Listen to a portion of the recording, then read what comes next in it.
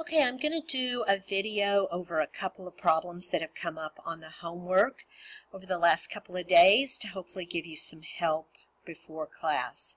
The first one is question number 113 on page 117, and it involves finding the equation of a tangent line, which you're familiar with. However, in this case, the point is not the point of tangency. The point they give you is not even on the curve. So I've done a quick little sketch of the function x cubed minus 9x, and then I plotted the point 1, negative 9, which is our point that's not on the curve, but I connected it to the point of tangency, which is really where we're going right now. We need to find that point so we can write the equation of the tangent line. So before calculus, you knew how to find slope as long as you knew 2 points. So we've got the given point 1, negative 9, and the unknown point. But the thing that we do know is that point is on the function. So it's at the point x, comma, x cubed minus 9x. So I'm going to start off here with slope equals y2, so x cubed minus 9x. Minus a negative 9, so plus 9, that's our y2 minus y1 over x minus 1.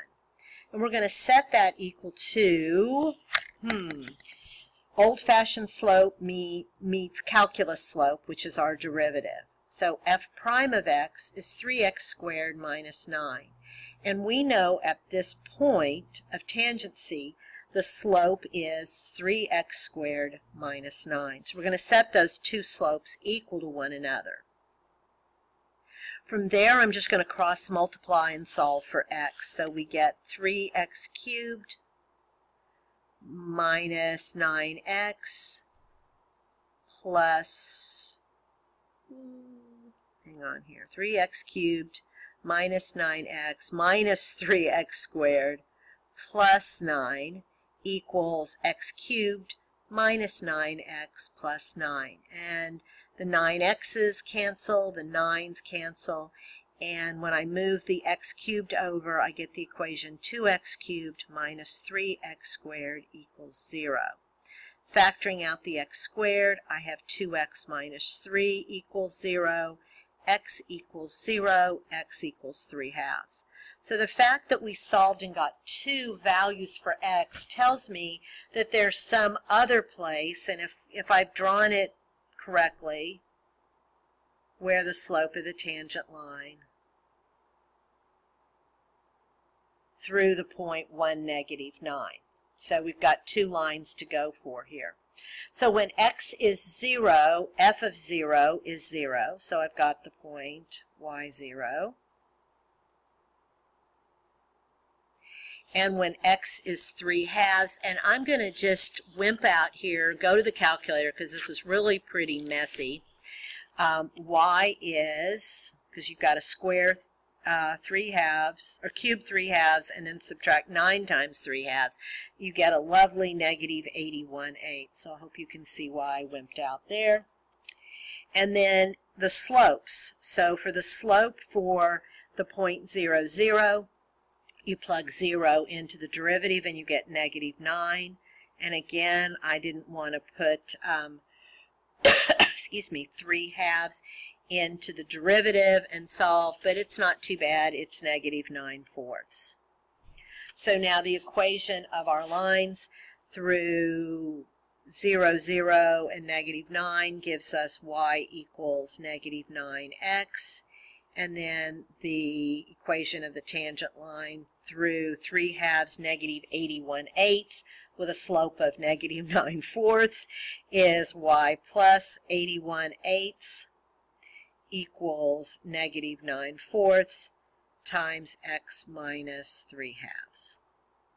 And hopefully that'll help you understand what you're going to do here. Anytime you're given a point, not on the curve, but asked to find the equation of a line tangent to the curve, you do old-fashioned slope between the point on the curve and the point off the curve, and set that equal to the derivative. Solve for x, plug back in the original to solve for y, plug back into the derivative, and find the slope. Okay? Now let's take a look at number 115, which will help you hopefully with number 116. And that's finding an a and b such that the piecewise function is differentiable everywhere. So first of all, in order to be differentiable, you have to be continuous. So this sort of takes us back to chapter 1, where we're going to take a limit. Well, we're going to try to take a limit if my pen will work. All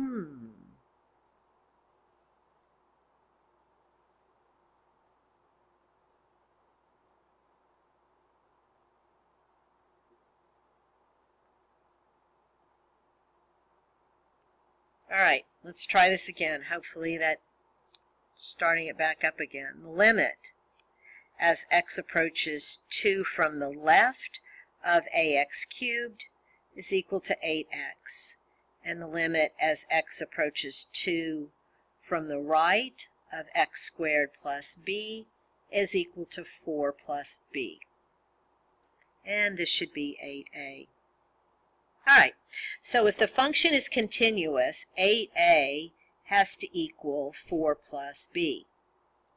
Likewise, we can do a piecewise derivative. So the derivative of ax cubed, where a is a constant, is 3ax squared. And that's for x less than 2.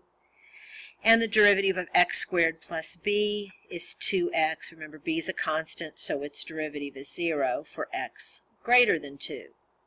So taking a limit as x approaches 2 from the left of 3ax squared, we get 12a. And the limit as x approaches 2 from the right of 2x is 4. And if you set those equal to each other, 12a equals 4, a equals 1/3. Plugging it back in our first equation, we get 8/3 equals 4 plus b, and if you subtract 4, which is basically 12/3, you get negative 4/3 equals b. So what you've done is you've created a cubic and a quadratic to where you really can't tell at x equals 2 where the cubic stopped and where the quadratic started. In other words, it looks something, and then you've got this, and then you've got the parabola, and I didn't do a very good job because that looks pointy, but it's such a nice smooth curve that you can't tell where one stops and the other begins. I hope this helps. I'll see you tomorrow or Friday.